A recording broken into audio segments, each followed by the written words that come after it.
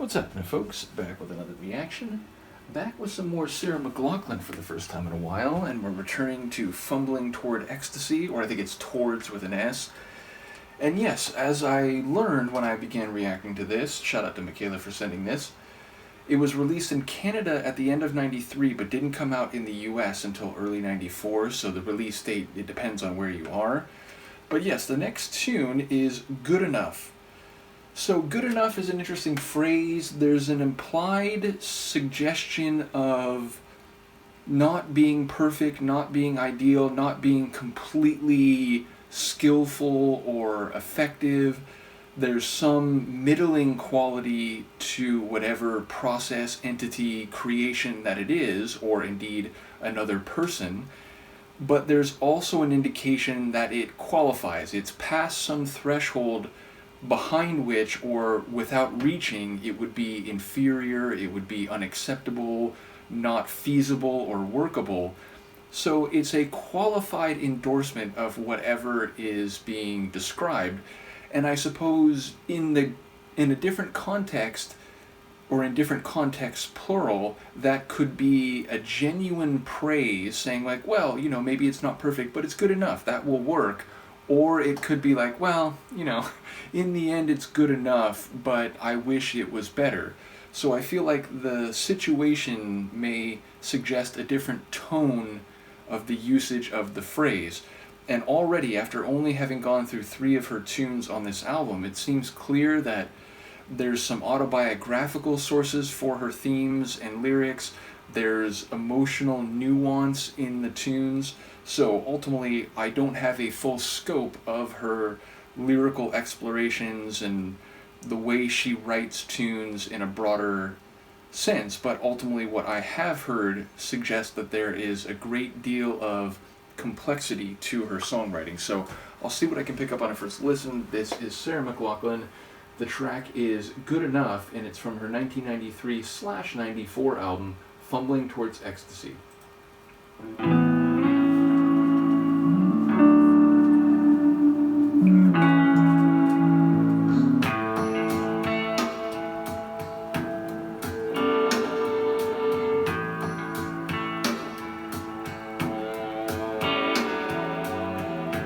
Your glass is empty. It's a hell of a long way home. Why don't you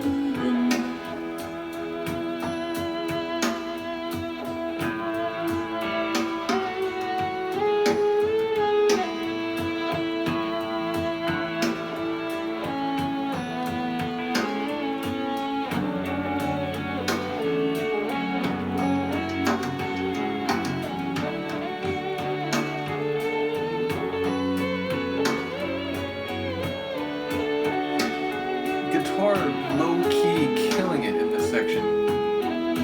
Don't tell me why it's never been good to you.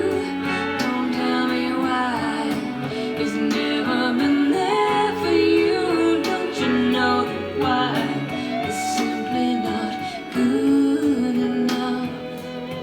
Oh, so just let me try, and I will be good to you. Just let me try, and I will be there for you. I'll show you why it's so much more than good enough.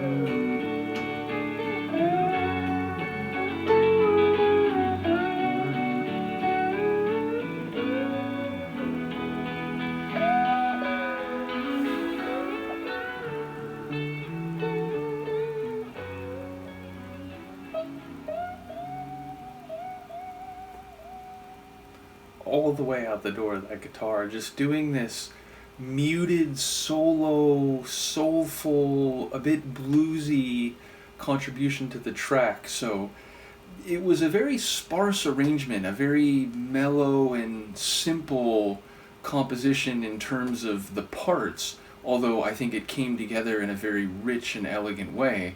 But yes, a very minimal drum beat, the guitar doing its business, especially in the latter half of the tune, this sort of deep and soft bass, and then her brave and emotional voice in the middle of it. So I like the composition, and it allows the story or the themes to come through more clearly than if it was a bigger, more, let's say, energetic or kinetic type of track. And what I took from the lyrics, I feel like there is a narrative here, and maybe I'm not reading it perfectly, but she starts talking about a glass that's empty, which good enough could be a glass half full or half empty dichotomy, where it just depends on how you look at it. But she seemed to reference a glass that's mostly empty, and if I'm hearing it right, it sounds like she's talking about a childhood friend. You know, there's talk about like eating candy and your parents are okay with that, and you know, visiting someone as a child, coming out to play, those kinds of things. But it sounds like they're older, and it sounds like they're still confidants, still good friends. But this friend has been with this guy who's not treating her good enough, and indeed, the phrase here is definitely, as I'm taking it, as I experienced it on this first listen, viewed in a more negative way, so that this guy is not only not good enough, but, you know, not treating her the way that he should, and treating her in a way that's not valuing her or having her live in a way that's deserving of who she is as a person. But she's saying, you know, not only is he not good enough, but if you give me a chance, I'll show you that it can be so much better than just good. I can show you something it's not even a question of whether we're crossing that threshold where, like, is this actually worth it or not? Am I being treated at least decently enough or not? I'll go way beyond that, and I'll show you what can be possible and is maybe in the great or ideal sort of realm.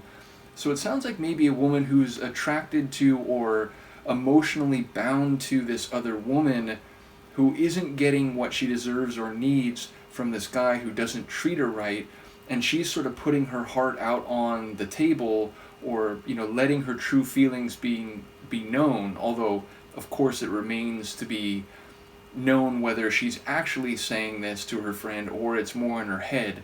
So again, it may not be explicit, but it sounds like she really is pouring her heart out and saying, look, you know, we've been friends for a long time, we've had this special connection for a long time, you're out here living your life, but I don't think you're being treated good enough, and I can show you something way beyond that if you'll give me a chance. Which maybe there's an element there of, you know, perhaps the other person hasn't seen her in that romantic or intimate way. Maybe, you know, again, they've just been friends for a long time since youth, but she's really sort of making her case that life with her could be even better than the other person has ever known or experienced. So it feels like a very sweet song, a song that is emotionally, as I said, brave and vulnerable, but also confident and empowering, and that, she's not saying I don't have much to offer you, and it's not, just about, oh well, I've always been attracted to you. It's saying like, I want to make your life better and show you how good it can be,